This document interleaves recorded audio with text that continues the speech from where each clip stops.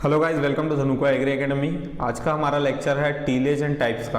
पिछले क्लास में हमने बताया था प्रिंसिपल्स ऑफ एग्रोनॉमी को हमने पढ़ा था, और आज की इस क्लास में हम जानेंगे टीलेज एंड टाइप्स क्या होता है उसके। ठीक है, तो हम कॉमन थिंकिंग से सोचते जाएंगे कि जैसे कि टीलेज क्या होता है। हम जानते हैं टीलेज का हिंदी में अर्थ क्या होता है, जोताई करना। ठीक है, किसी भी खेत को, किसी भी क्रॉप लगाने से पहले हम क्या करते हैं, जोताई करते हैं। इसका कुछ उद्देश्य होता है, उस उद्देश्य को हम आज के लेक्चर में जानेंगे कि हम जोताई क्यों करते हैं और क्या उद्देश्य होता है उसका। ठीक है, और उसके टाइप्स क्या क्या होते हैं। हम जब जोताई करते हैं, जैसे फॉर एग्जांपल धान के फसल को आप लगा रहे हो, तो ज़मीन को किस तरीके से आप तैयार करोगे, क्या क्या स्टेप्स होंगे, वो सब टीलेज के अंतर्गत आते हैं। उन्हीं को आज हम डिस्कस करेंगे कि क्या क्या मेथड है और क्या क्या टाइप्स होते हैं टीलेज के। ठीक है, स्टार्ट करते हैं लेक्चर को और जानते हैं टीलेज और उसके टाइप्स क्या होते हैं। दोस्तों, टीलेज एंड टाइप्स में सबसे पहला हमारा आता है टीलेज को समझना है, उसके बाद टिल्थ को समझना है। ठीक है, टीलेज क्या होता है और टिल्थ क्या होता है।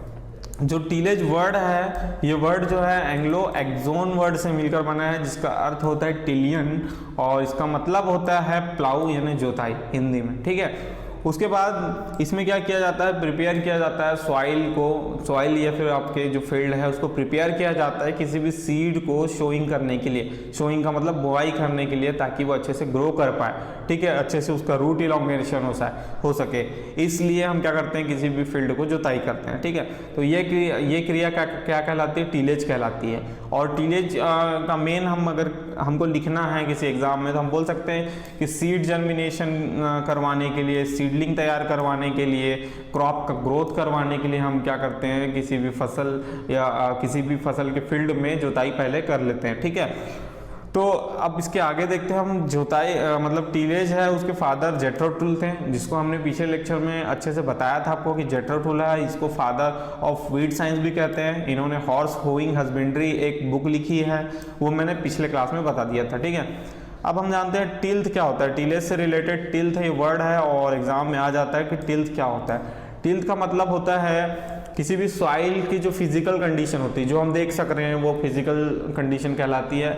उस कंडीशन को हमको सुधार करना है, इम्प्रूव करना है ना। जैसे हम क्या करते हैं, एक फसल की हार्वेस्ट करवाते हैं, फसल को हार्वेस्ट करने के बाद जो आपका अवशेष बच जाता है उस खेत में, उसको साफ करना। ठीक है, ये सब भी क्रिया किस में आ जाती है, फिजिकल जो कंडीशन करने में आ जाती है। ये इम्प्रूव कैसे होगा, टीलेज के द्वारा। हम टीलेज जब करते हैं तब जाके हमारा क्या फिजिकल कंडीशन है सॉइल की, वो इम्प्रूव हो जाती है। ठीक है, तो टिल्थ को भी आप समझ गए, प्लांट के बेटर ग्रोथ के लिए और सॉइल के फिजिकल कंडीशन को अच्छे से सुधार करने के लिए हम क्या करते हैं, टीलेज करते हैं। और जब फिजिकल कंडीशन सुधर जाती है तो उसको क्या कह देते हैं, टिल्थ कह देते हैं। तो हम कह सकते हैं कि हमारे जो फील्ड है उसका टिल्थ जो है अच्छा है। टिल्थ का मतलब फिजिकल कंडीशन ऑफ सॉइल। ठीक है, नेक्स्ट आगे बढ़ते हैं, और इसमें थोड़ा सा क्लासिफिकेशन किया हूँ मैंने। जैसे टाइप्स ऑफ टीलेज, टीलेज को कितने भाग में बांटा गया है। ठीक है, सिंपल सा समझे तो ये दो भाग में मेनली बटा है, प्रिपरेटिव कल्टीवेशन फिर आफ्टर कल्टीवेशन। ठीक है, फिर प्रिपरेटिव कल्टीवेशन क्या होता है, इसमें हम प्राइमरी टीलेज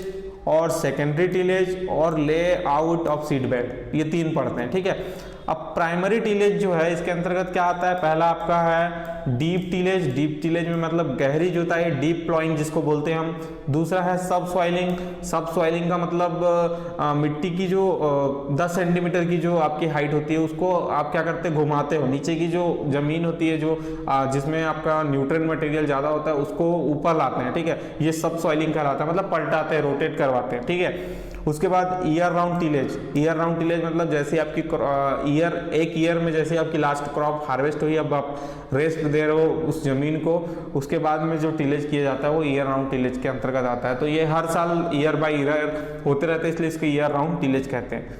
नेक्स्ट हमारा है प्राइमरी टीलेज। ठीक है, अब थोड़ा डिटेल से समझते हैं प्राइमरी टीलेज को। हम जनरली प्राइमरी टीलेज और सेकेंडरी टीलेज में कंफ्यूज होते हैं ना। प्राइमरी टीलेज को हम क्या समझ लेते हैं कि जब खेत की जुताई हो रही है, उसके बाद जब हम सीड लगा रहे हैं, वहां तक की जो जुताई या फिर जो इंटरकल्चर होता है वो हम प्राइमरी टीलेज समझते हैं। ठीक है, लेकिन प्राइमरी टीलेज वो नहीं होता है। प्राइमरी टीलेज क्या होता है, जैसे आपका क्रॉप हार्वेस्ट हुआ, सपोज मान के चलो आपने समर सीजन में कोई क्रॉप ले लिया, मूंग उड़द जो भी ले लिया। ठीक है। समर सीजन में लेने के बाद उसको आपने हार्वेस्ट किया, अब उसके जो अवशेष है वो बचे हुए हैं, तो वो उस अवशेष को साफ करने के लिए और मिट्टी जो हार्ड पेन हो जाता है आपका, क्रस्ट जो होता है ना सॉइल का वो हार्ड हो जाता है, उसको आप नॉर्मल करने के लिए, भुरभुरी बनाने के लिए आप क्या करते हैं, उसमें जमीन को जुताई करते हो, ठीक है। तो जमीन को जुताई करने के लिए जनरली उस टाइम पे जब हार्ड पेन होता है तो एमपी प्लाऊ की जरूरत पड़ती है ना। एमबी प्लाऊ जिसको हम मोल्ड बोर्ड प्लाऊ कहते हैं, उसकी जरूरत पड़ती है।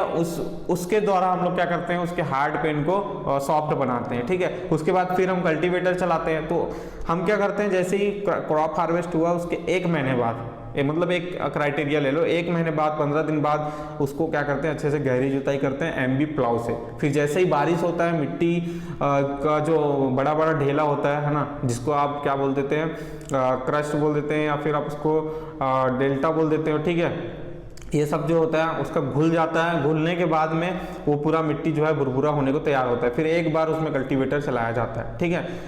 ओके, अब हम देखते हैं प्राइमरी टिलेज के ऑब्जेक्टिव क्या होता है। तो नॉर्मली प्राइमरी टिलेज का ऑब्जेक्टिव क्या रहता है कि खेत का खाली समय है, खेत में मतलब जैसे ही आपने हार्वेस्ट किया तो खाली समय है, उस टाइम पे आप क्या कर सकते हो, उसको जुताई करके उसके जो फिजिकल कंडीशन है उसको सुधार सकते हो, ठीक है। फिर फिजिकल कंडीशन को सुधारना क्यों है, क्योंकि हमको क्या चाहिए नेक्स्ट, जब क्रॉप लगाएंगे हम, जैसे ग्राउंड नट लगा रहे हैं तो मिट्टी की जुताई हम उस तरीके से करेंगे कि ग्राउंड नट में पैगिंग अच्छे से हो सके, उसमें जो आपके जो दाने बनते हैं ग्राउंड नट में जमीन के अंदर बनते हैं तो वो अच्छा हो सके। ऐसे ही हम क्रॉप के बेस पे हम उसको जुताई और उसकी इंटरकल्चर करते हैं, ठीक है। नेक्स्ट हमारा है सॉइल में नॉर्मली एयर का एयरेशन अच्छा हो सके, मतलब रूट तक एयर अच्छे से पहुंच सके, ऑक्सीजन पहुंच सके। फिर सेकंड हम बोल सकते हैं इसमें वाटर का जो एक्सचेंज होता है रूट से लेकर, मतलब ज़मीन में जो बारिश का पानी आता है या फिर इरिगेशन से जो पानी आता है वो रूट तक कैसे पहुंचेगा, उसके लिए हम मिट्टी को तैयार करते हैं ताकि जो वाटर है उसका फ्लो अच्छे से बना रहे। उसके बाद हम जो क्रॉप होते हैं, क्रॉप के रेसिड्यूज होते हैं, उनको इनकॉर्पोरेट कर सकें, मिला सकें, ताकि वो खुद में ही क्या बन सके, खाद बन जाता है वो जुताई करने के बाद, पानी पड़ने के बाद, ठीक है। तो इसलिए हम क्या करते हैं, प्राइमरी टीलेज को करते हैं प्राइमरी टीलेज में। बाकी सेकेंडरी टीलेज को देखते हैं। सेकेंडरी टीलेज क्या होता है, ये ऐसा टीलेज है जब हम सीड बेड लगाने के लिए जो प्रिपरेशन करते हैं ना, हम लोग सीड बेड बना लेते हैं, बस हमारा काम बचा रहता है सीड लगाने का। उस टाइम तक के भी जो कार्य होता है खेत में वो सेकेंडरी टीलेज के अंतर्गत आता है। यहाँ पर एग्जाम्पल भी लिखा हुआ है, रिड्यूसिंग द क्लाउड साइज, जो बड़े बड़े ढेले के साइज होते हैं उनको रिड्यूस करने के लिए।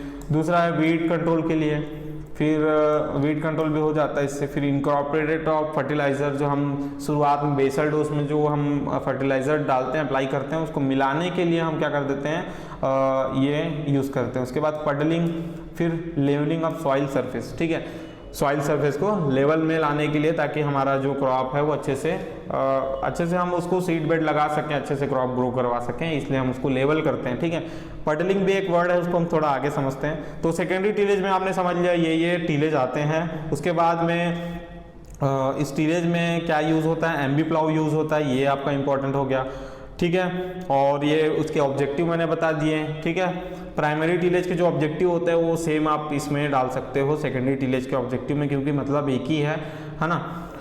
उसके बाद पडलिंग देखते हैं, ठीक है। पडलिंग जो होता है ये इम्पॉर्टेंट कल्चरल प्रैक्टिस होती है, खासकर धान के फील्ड में।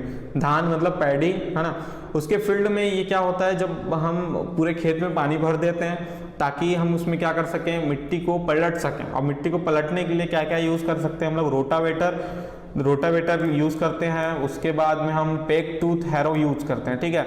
और जनरली केस व्हील जो आप जनरली जानते हो, ट्रैक्टर में लगा करके, चक्के में लगा करके उसको मता दिया जाता है, ठीक है। तो जनरली हमारे लोकल लैंग्वेज में उसको मताना बोल देते हैं छत्तीसगढ़ में। और पडलिंग जो है इंग्लिश वर्ड है, ठीक है। मैनिपुलेशन करते हैं हम सॉइल का। तो हम क्या करते हैं इसमें, थोड़ा सा आप इसको समझिएगा। हम पहले उसमें क्या करते हैं, पानी भर देते हैं। पानी भरने के बाद में उस जो फील्ड है, पर्टिकुलर फील्ड में हम क्या करते हैं, ट्रैक्टर की सहायता से या फिर कोई यंत्र की सहायता से, जैसे रोटावेटर, इनसे हम पूरा जमीन को क्या कर देते हैं, पानी के साथ ही उसको मिला देते हैं। मिलाने के बाद वो बहुत ज़्यादा भुरभुरा हो जाता है और नीचे में जो आपके बड़े बड़े जो आपके उसमें सैंड होते हैं, सैंड नीचे चले जाते हैं और लेयर बाय लेयर उसमें जो मिट्टी जो है लेयर बाय लेयर जम जाता है, ठीक है।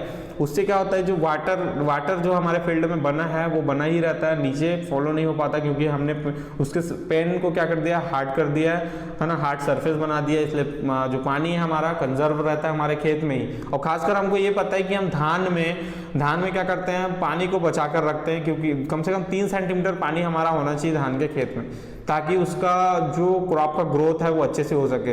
क्योंकि उसमें जो वर्षा जो लगती है उसमें 1100 के समथिंग हमारा जो है उसमें पानी लगता है, तो मतलब काफ़ी ज़्यादा पानी लगता है, इसलिए हम धान के खेत में ऐसा करते हैं। पडलिंग खासकर राइस के खेत में यूज़ होता है, ठीक है। तो आपको ये आंसर आना चाहिए। नेक्स्ट अपन देखते हैं ऑब्जेक्टिव ऑफ टिलेज, ठीक है। अब फाइनली हम सब जितना भी हम टिलेज कर रहे हैं, चाहे मिनिमम टिलेज हो, जीरो टिलेज हो, है ना, ये सबका ऑब्जेक्टिव क्या होता है। इसका ऑब्जेक्टिव ये होता है कि हम कर लेते हैं सॉइल में एयरेशन, जैसे मैंने अभी थोड़ी देर पहले ही बताया। सॉइल में एयरेशन करने के लिए, फिर हमारा जो वाटर का फ्लो है वो बनाने के लिए हम करते हैं। फिर नॉन क्रस्ट जो सॉइल होता है उसमें हम क्या कर देते हैं, सीडलिंग इमरजेंस, मतलब नॉन क्रस्ट सॉइल है तो उसमें हमको सीडलिंग इमरजेंस लाना है, सीड डाल करके, तो हम टिलेज कर लेते हैं। फिर हम सॉइल की जो डेंसिटी होती है, लो डेंसिटी वाले सॉइल बना करके हम क्या कर सकते हैं, जो जिसका डेप्थ जाता है रूट का, वैसा हम क्या करते हैं, सीड बेड तैयार करते हैं, ठीक है। उसके बाद हमारा है पेस्ट पैथोजन को कंट्रोल करने के लिए जितने भी इंसेक्ट के जो एग्स देते हैं ना, या लार्वी होते हैं, वो सॉइल में पड़े रहते हैं या डीबेरिज में पड़े रहते हैं, तो उससे जोताई करने से क्या होता है, पूरा खेत में जितने भी एग्स होते हैं वो सब खत्म हो जाते हैं, नष्ट हो जाते हैं, ठीक है। उसके बाद पैथोजन का भी सेम केस है, उसके भी जितने भी फंगस के स्पोर्स हैं, है ना, वो सब जो है सॉइल में बने रहते हैं या वीड में बने रहते हैं, तो उनको कंट्रोल करने के लिए हम क्या करते हैं, हम इस तरीके का मेथड यूज करते हैं, ठीक है। उसके बाद मिक्सिंग एंड मैन्योर फर्टिलाइजर्स, जितने भी खाद उर्वरक है उनको मिलाने के लिए हम जुताई करते हैं, ये भी आपको पता होना चाहिए। फिर रिमूविंग द हार्ड पेन, जितने भी हार्ड पेन होते हैं, सॉइल का जो हार्ड लेयर होता है उसको हम रिमूव करने के लिए ये यूज़ करते हैं। फिर फाइनली हम ये कह देते हैं कि टिलेज का फाइनली ये हमारा ऑब्जेक्टिव ये होता है किसी भी सॉइल की फिजिकल कंडीशन को सुधार करने के लिए। अभी जितना भी मैंने बताया सब फिजिकल कंडीशन के अंतर्गत आता है, ओके। उम्मीद है आपको ये टिलेज का ऑब्जेक्टिव्स, और मैंने अभी थोड़ा सा इसका आपको क्लासिफिकेशन बताया कैसे कैसे बांटा गया, उसी क्लासिफिकेशन के हिसाब से हम आगे चलते जाएंगे और पढ़ते जाएंगे। तो आप वीडियो को लाइक करें, अगर आप चैनल में मेरे पहली बार आए हैं तो चैनल को सब्सक्राइब करें, बेल आइकन को ऑल्सो क्लिक करें ताकि आपको लेटेस्ट नोटिफिकेशन अपडेट मिलता रहे। दोस्तों, इस वीडियो में पढ़ाए गए सारे लेक्चर PDF नोट्स आपको dhanukaagri.com में मिलेंगे। कॉम्पिटिटिव बुक हो गया, ICAR JRF CET के YouTube videos, articles, agriculture notes, PDF PPT, handwriting notes and notification. आप हमें सोशल मीडिया पर भी फॉलो कर सकते हैं, जैसे हमारा लिंक है टेलीग्राम के लिए Indian agriculture student group, and Facebook group में आपको ICAR JRF plant science Indian agriculture. Instagram page पर आप हमें फॉलो कर सकते हैं, धनुका एग्रीकल्चर के नाम से हमारा पेज है।